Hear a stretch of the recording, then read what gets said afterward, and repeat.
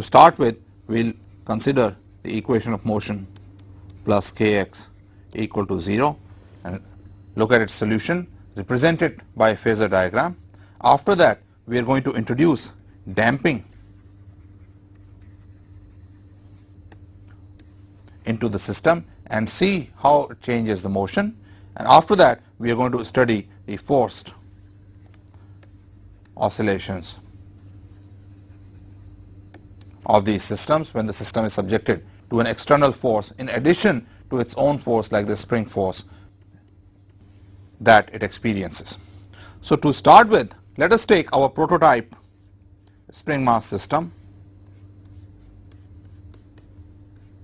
and let us measure the displacement from the equilibrium point as x, and the equation of motion, as we have been saying, is mx double dot plus kx is equal to 0. And we have seen in the past that to solve such an equation, we assume the solution of x to be of the form e raised to lambda t, substitute it in the equation, then we get m lambda square plus k e raised to lambda t is equal to 0, which is true for all the times. Since it is true for all the times, I must have lambda square is equal to minus k over m, and therefore lambda comes out to be plus minus I square root of k over m, where I is equal to square root of minus 1. So I have two solutions for the second order differential equation mx double dot plus kx equal to 0. The two solutions are e raised to I omega 0 t and e raised to minus I omega 0 t, where I am writing omega 0 to be equal to square root of k divided by m, so that lambda that I wrote earlier can be written as plus or minus I omega 0. The general solution for a second order equation, therefore, is going to be xt, which is a linear combination of these two solutions, a e raised to I omega 0 t plus b e raised to minus I omega 0 t. Since I know that the displacement xt is real, therefore I should have in the solution xt, which I am writing as a e raised to I omega 0 t plus b e raised to minus I omega 0 t, and xt is real, and therefore b must be equal to a star. So in general a is complex, but for xt to be real, I should have the solution of the form this equal to a e raised to I omega 0 t plus a star, where a star is the complex conjugate of a e raised to minus I omega 0 t. That is the general solution.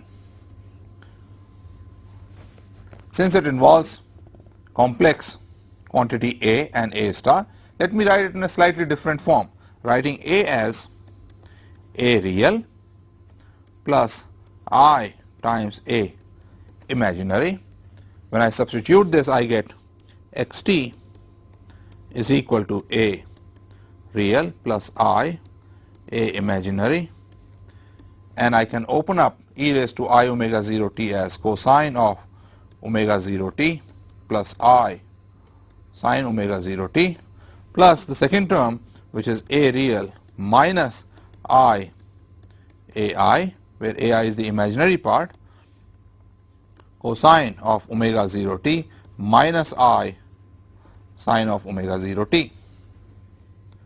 When I open this up, the final solution that I get is going to be xt is equal to, which I wrote as a real plus I ai cosine omega 0 t plus I sine omega 0 t plus a real minus I a imaginary cosine omega 0 t minus I sine of omega 0 t will be equal to 2a real cosine of omega 0 t minus 2a imaginary sine of omega 0 t.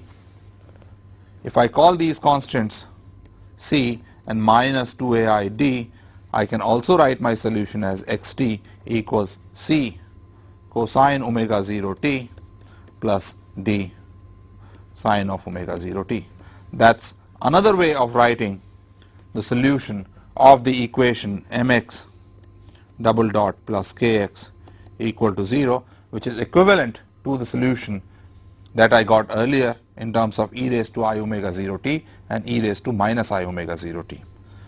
So, what we have learned so far is, given this equation for a spring mass system or the motion of a particle about its equilibrium point, its motion is going to be described by the displacement xt is equal to a e raised to I omega 0 t plus a star e raised to minus I omega 0 t, or equivalently c cosine of omega 0 t plus d sine of omega 0 t. And third way, again you can write this as some amplitude times cosine of omega 0 t plus a phase constant called phi, or also if you like sine functions, I can write this as sine omega 0 t plus a phase constant called phi. It's our choice how we want to represent the solution, where a is going to be, in this case, square root of c square plus d square, and depending on whether I write it as cosine omega 0 t plus phi or sine omega 0 t plus phi, the sine of phi is going to be c over a and cosine of phi equals d over a in the case when I write this as sine of omega 0 t plus phi. So, we have in the motion two constants, a real, a imaginary, or c or d or a or phi, and these are determined by the initial condition of the motion, as we will see. Let us try to see how this motion looks. So, let me just write xt is equal to a cosine of omega 0 t plus phi. How this motion looks? In general, this would look something like this, where this maximum distance is going to be a, the time between this and this two equivalent point is going to be t is equal to 2 pi over omega 0, and this initial displacement is a cosine of phi. How about the velocity of the particle? That's very simple. Since I am given xt is equal to a cosine of omega 0 t plus phi, the velocity x dot t is going to be minus omega 0 a sine of omega 0 t plus phi. How about the acceleration? X double dot t is going to be minus omega 0 square a cosine of omega 0 t plus phi. Let us plot them and see. So, as I said, xt in general would look something like this. X dot is going to be slope of this, and it's going to look something like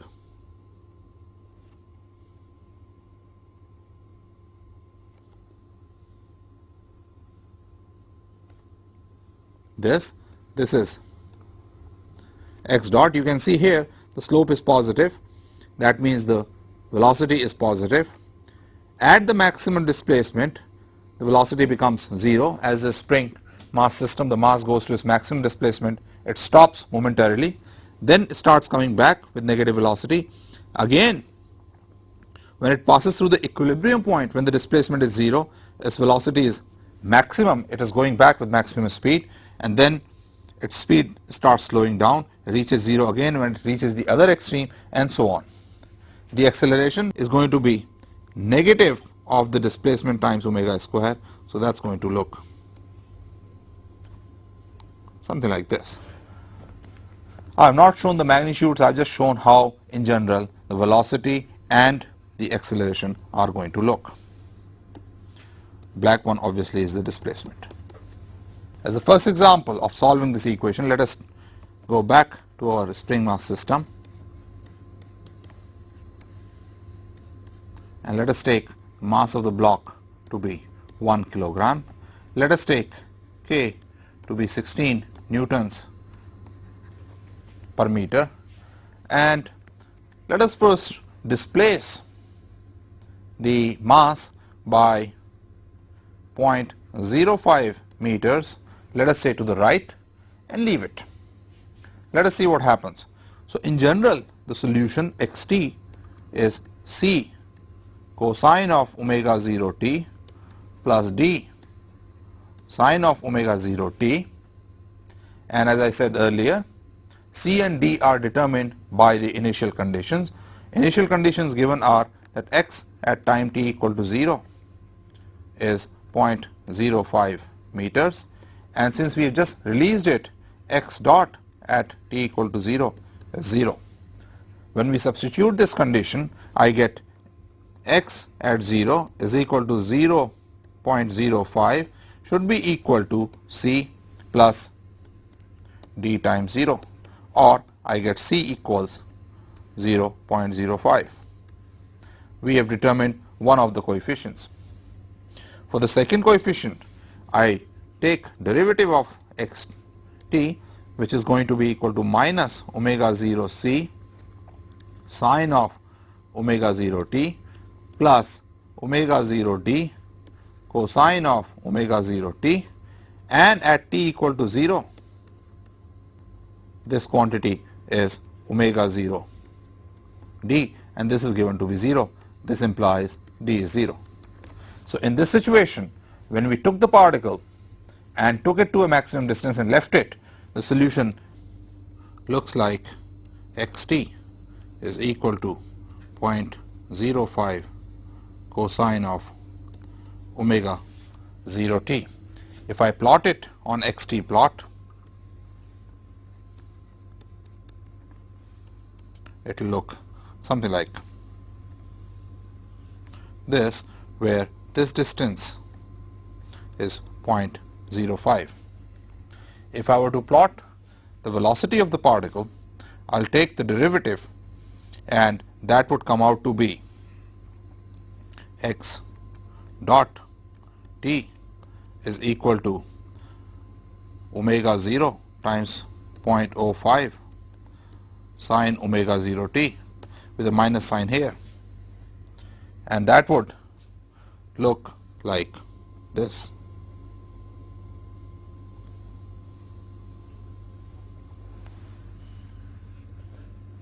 Initially the particle is moving towards the left, it has negative velocity, the velocity reaches maximum, and then it slows down and then goes to the other side. Here omega 0 is equal to square root of k over m, which is 16 over m equals 4 radians per second, so that the maximum speed, which is 0.05 times 4, is 0.2 meters per second. So to see it again, this is how xt looks when plotted, and this is how the velocity looks, where this maximum, I have not drawn it to the scale, is 0.2 meters per second, and this maximum is 0.05. Let us take a different set of initial conditions and see what answer do we get. Now let me take the same system whose solution we have already determined is xt is equal to c cosine of omega 0 t plus d sine of omega 0 t, where omega 0 is equal to square root of k over m is equal to 4 radians per second. Let me take something with which I can hit the block, and let me give it an initial speed of 0.1 meters per second to the right from the equilibrium, so that I have x0 is equal to 0 and x dot 0 is equal to 0.1 meters per second. With this, I will get 0 is equal to c plus d times 0, which gives me c is equal to 0. So this time c is 0. On the other hand, x dot at 0 is given to be 0.1 meters per second, and this would come out to be omega c sine omega 0 t, and this is already 0 because we have seen c is 0, plus omega 0, this is with a minus sign, d cosine of omega 0 t, and this tells me that 0.1 is equal to omega naught we have determined to be 4 d at t equal to 0, and therefore d is equal to 0.1 over 4, which is 0.025. In this case, therefore, when I take the spring mass system and give it an initial velocity at the equilibrium point of 0.1 meters per second, the solution comes out to be 0.025 sine of omega 0 t. When plotted against t, the solution would look like this, where the time period, that is, this is t, this is xt, the time from here to here is 2 pi over omega 0, which is 2 pi over 4, or pi divided by 2 seconds. The velocity in this case, x dot t, is going to be 0.1 cosine of omega 0 t, as you can see easily by differentiation, and therefore when I plot it, it will look something like this, with the maximum being 0.1 meters per second at t equal to 0, which we saw, with which we really hit the mass in the beginning. Again, you can see initially the slope is positive and therefore velocity is positive. The slope is decreasing slowly, so velocity keeps going down, crosses 0 at the maximum displacement, and then goes negative.